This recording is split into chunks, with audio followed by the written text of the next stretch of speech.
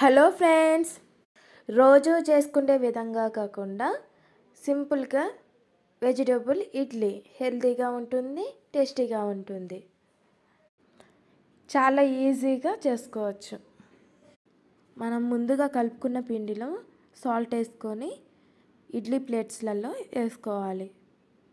మనం వేసుకున్న పిండిలో క్యారెట్, బీన్స్, ఆనియన్స్ వేసుకొని పెట్టుకోవాలి.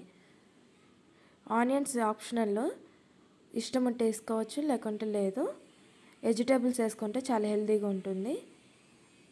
ఇలా చేస్తే పిల్లలు కూడా చాలా ఇష్టంగా తింటారు.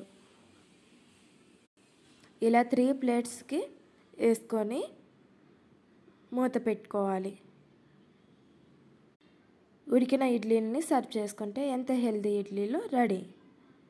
Like and subscribe.